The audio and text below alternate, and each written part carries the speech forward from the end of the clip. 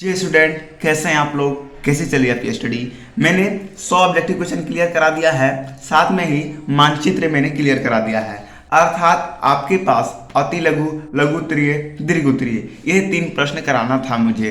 इस वीडियो में हम अति लघु प्रश्न और लघु उत्तरीय प्रश्न देखेंगे। इस वीडियो में इन दोनों क्वेश्चन पक्का कर लेंगे और बस बचा आपका दीर्घ उत्तरीय। तो दीर्घ उत्तरीय को हम अभी 2 घंटे बाद देखेंगे, ठीक है।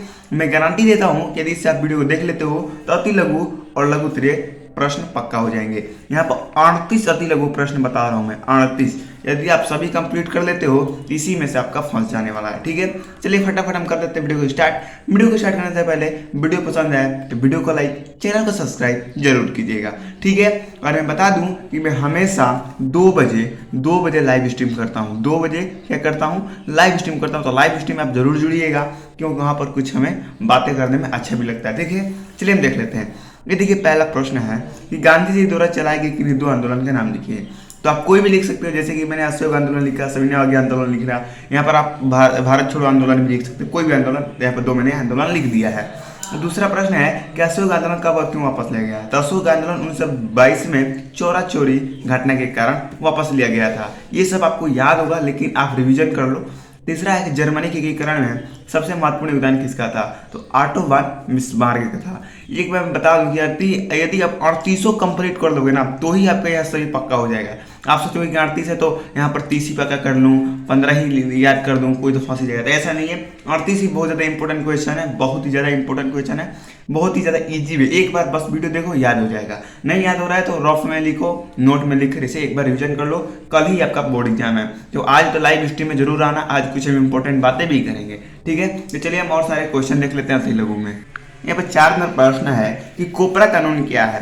इसका आंसर लिखिएगा कि भारत सरकार द्वारा 1986 में एक उपभोक्ता संरक्षण अधिनियम लागू किया गया था, जिसे कोपरा कानून भी कहा जाता है। बस। 5वां नंबर प्रश्न है कि सूचना का अधिकार क्या है? भारत सरकार ने 2005 में एक कानून बनाया जिसका नाम सूचना का अधिकार है। इससे पूरी जनता को सूचना मिल सके, ठीक है। बस इतना ही लिखना, आपको ज्यादा एग्जाम में नहीं लिखना, क्योंकि 2 नंबर का ही आते हैं, ठीक है। ये देखिए 6 लेवल प्रश्न है कि द्वितीय क्षेत्र क्या है? तो द्वितीय क्षेत्र को आधुनिक क्षेत्र में भी जाना जाता है। इसके अंतर्गत पवन ऊर्जा, सौर ऊर्जा आदि आते हैं, ठीक है। 7वां प्रश्न है कि प्रति व्यक्ति आय क्या है? किसी देश की पूरी जनसंख्या में, ठीक है, किसी देश की पूरी जनसंख्या में, यहाँ पर और आंसर है राष्ट्रीय आय से भाग देने पर प्राप्त आय प्रति व्यक्ति आय कहलाता है, ठीक है। यहाँ पर 8 नंबर प्रश्न है कि लोकतंत्र का अर्थ बताइए। तो आप लिखिएगा वह शासन जिनका चुनाव जनता करता है। आप ही तो है चुनाव करते हैं सरकार को, तथा वह सरकार जो जनता के हितों में कार्य करता है वह लोकतंत्र कहलाता है, ठीक है। अब 29 नंबर प्रश्न है। अच्छा, एक कमेंट करके आप बताइए कि सबसे लोकतंत्र वाला देश कौन है? सबसे ज्यादा महान, जो बहुत ही ज्यादा पुराना लोकतंत्र किस देश का है? जरूर कमेंट करके बताइएगा इस प्रश्न के आंसर, ठीक है। 9 नंबर प्रश्न, धर्मनिरपेक्षता से क्या तात्पर्य है? धर्म के नाम पर भेदभाव न करना तथा सभी धर्मों को एक समान समझना धर्म निरपेक्षता कहलाता है। बस। 10वां प्रश्न है कि भारत के लोकतंत्र को दबाव समूह किस प्रकार प्रभावित करता है? तो आंसर लिखिएगा कि दबाव समूह राजनीति का भागीदारी तो नहीं करता, लेकिन प्रभावित अवश्य करता है। चलिए हम और इस प्रश्न जल्दी देख लेते हैं, बहुत जल्द देखेंगे, क्योंकि अब आपके पास टाइम नहीं है। आप बैठ के इसे रिविजन कर लो, ठीक है। 11वां प्रश्न है कि SPA ने किसको नेपाल का प्रधानमंत्री चुना? तो गिरिजा प्रसाद कोरडौली को, ठीक है। 12वां प्रश्न है कि भारत के तेल क्षेत्र के 2 नाम लिखिए। एक असम लिख दीजिए, एक गुजरात लिख दीजिए, आप कोई भी यहाँ पर लिख सकते हैं, ठीक है। 13वां प्रश्न है कि लोकतंत्र के लिए जातिवाद घातक है, इसके 2 कारण लिखिए। तो यहाँ पर पहला मैंने लिखना भूल गया हूँ। जातिवादी ने समाज के लोगों को एकता भंग होती है, सही बात है। दूसरा, जातिवाद विकास को रोकता है। यहाँ पर आप कोई भी लिख सकते हो, यहाँ पर जैसे मैंने वहां पर लिखा था। 14 नंबर प्रश्न है कि जल विद्युत तथा तापीय विद्युत से क्या तात्पर्य है? तो आपको बस 2 लिखना है, क्योंकि अति लघु है, 2 नंबर का ही है, तो 2 आप अंतर लिख दीजिए। यह प्रदूषण मुक्त होता है, यानी कि यहाँ पर मैंने ये लिखना भूल गया, जैसे कि यहाँ पर ये क्या है, ये तापीय विद्युत है, और यहाँ पर ये जल विद्युत है, ऐसे आप लिख देंगे। उसके बाद यहाँ पर अंतर लिखेंगे, ठीक है। तो अब तापीय विद्युत में लिखिएगा कि यह प्रदूषण रहित मुक्त होता है, इसमें प्रदूषण नहीं होता है। दूसरा लिखिएगा कि यह कोयला खनिज से बनता है। और जल विद्युत में लिखिएगा यह प्रदूषण रहित है, यानी कि यह प्रदूषण इसमें भी नहीं है। और प्रदूषण रहित है, इसमें प्रदूषण है, रहित यानी क्या होता है? रहना। यह जल से बनता है, ये इसका मुख्य साधन क्या है? जल है, ठीक है। जब जल विद्युत है तो जल से ही ना बनेगा। 15 नंबर प्रश्न है वैध सरकार से क्या तात्पर्य है। बहुत ज्यादा इजी है। जनता द्वारा चुने जाने वाले सरकार को वैध सरकार कहते हैं। बहुत ज्यादा इजी, बहुत ज्यादा इजी मैंने क्वेश्चन लिया है। 16 नंबर प्रश्न है कि भारत में विकेंद्रीय के पीछे बुनियादी सोच क्या है। तो पहला कि सरकार का निरंकुश ना होना, दूसरा शक्ति का संतुलन बना रहना, ठीक है। और यहाँ पर 17 नंबर प्रश्न है कि भारत की पहली रेलगाड़ी की शुरुआत कब और कहाँ से कहाँ तक चली थी। तो ये तो आपको याद ही होना चाहिए कि भारत की पहली रेलगाड़ी 1853 में मुंबई से थाने के बीच चली गई थी, ठीक है। यहाँ पर 18 नंबर प्रश्न है कि ऊर्जा के प्रारंभिक स्रोत से क्या है, ठीक है। तो वह ऊर्जा का स्रोत जिनका उपयोग प्राचीन काल से हो रहा है वह प्रारंभिक स्रोत कहलाता है, ठीक है। तो आप यहाँ पर जल्दी से इसको नोट कर लीजिए, जो नहीं मालूम है इसको आप तो स्क्रीनशॉट ही ले लो। 19वां प्रश्न है कि संकटग्रस्त जातियों किसे कहते हैं। तो वे जातियाँ जो लुप्त होने के कगार पर है वह संकटग्रस्त जातियाँ कहलाते हैं। बहुत ही ज़्यादा ईजी है, ठीक है। और इसका आंसर मैं अपने से ही बना के लिखा हूँ, नहीं मैंने सीरीज से लिया है, नहीं मैंने बुक से लिया है, ठीक है। वन मृदा की 2 विशेषता बताइए। तो पहला यह बालूदार होती है, दूसरा यह हिमालय के हिम क्षेत्र में रहित होती है, ठीक है। यहाँ पर 21वां प्रश्न है कि भारत में कौन कौन सी मृदा पाई जाती है। तो भारत में जलोढ़ मृदा, काली मृदा, लाल पीली मृदा, लेटराइट मृदा, वन मृदा आदि पाई जाती हैं, ठीक है।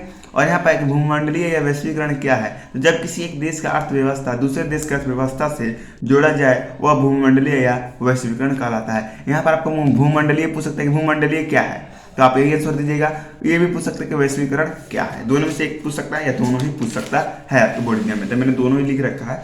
अब यहाँ पर है 23वां प्रश्न कि आयात शुल्क से क्या तात्पर्य है। तो लिखिएगा जब किसी देश में व्यापार करने जाने पर लिया गया कर आयात शुल्क कहलाता है। बस इतना ही। यहाँ पर 24वां प्रश्न है कि विनिमय प्रणाली से आप क्या समझते हैं। तो किसी एक देश की मुद्रा दूसरे देश के मुद्रा से जोड़ा जाए वह विनिमय प्रणाली कहलाता है, ठीक है। यहाँ पर आपको ये लिख देना है। और 25वां प्रश्न है कि साइमन कमीशन का गठन क्यों किया गया था, इसका विरोध क्यों हुआ।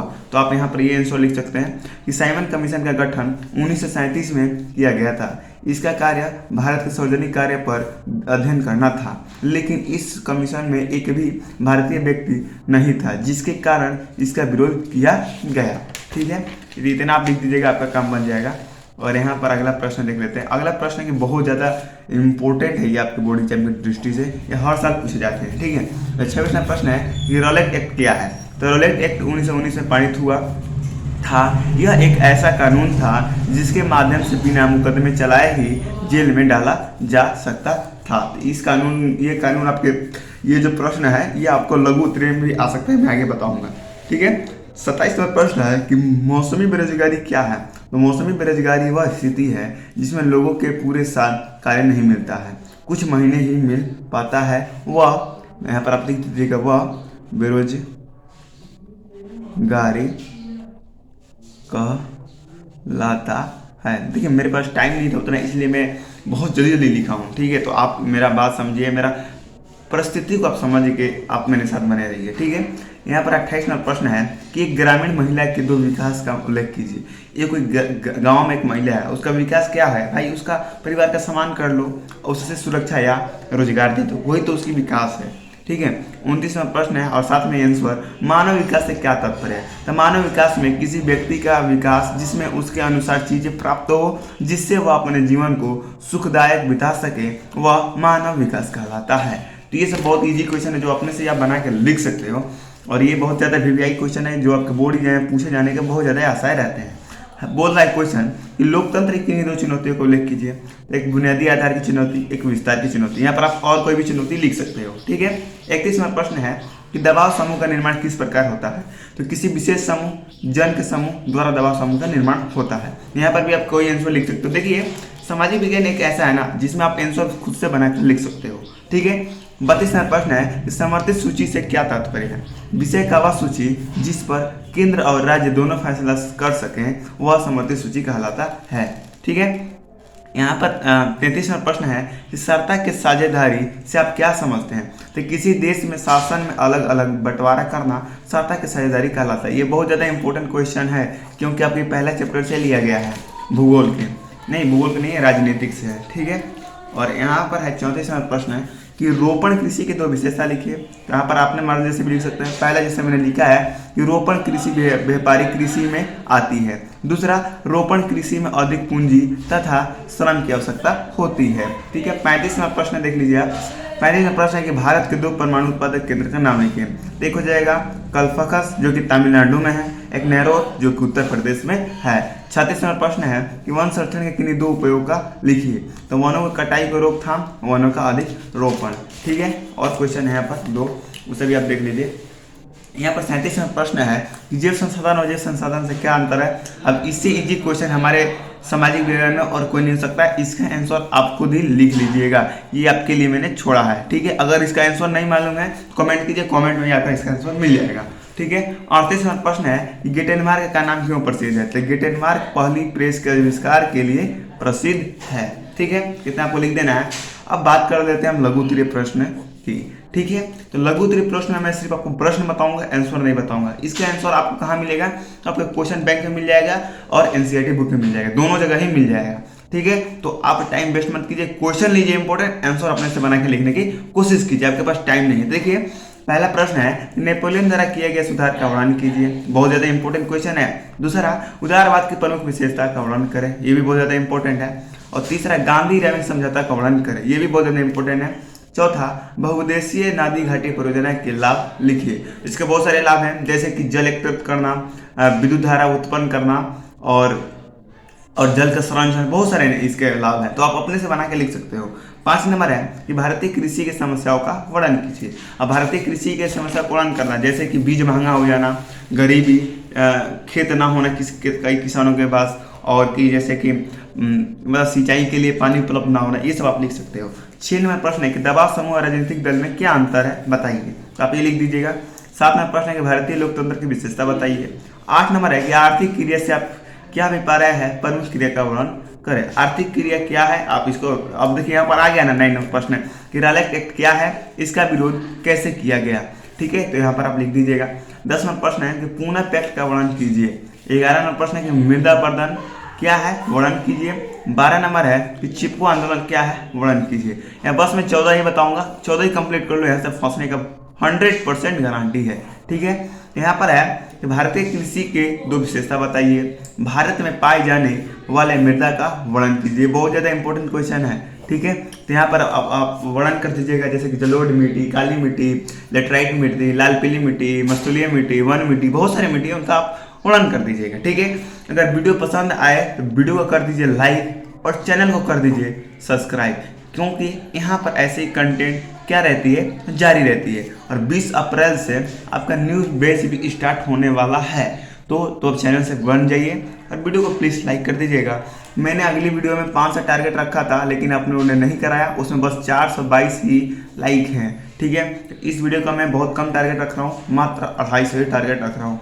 यदि आप 250 लाइक टारगेट कंप्लीट करा देते हैं तो अभी 2 घंटा में दीर्घ उत्तरीय का प्रश्न मेरे पास हाजिर हो जाएगा आपके वीडियो पे। ठीक है, तो मिलते हैं अगली वीडियो में। जय हिंद, जय भारत।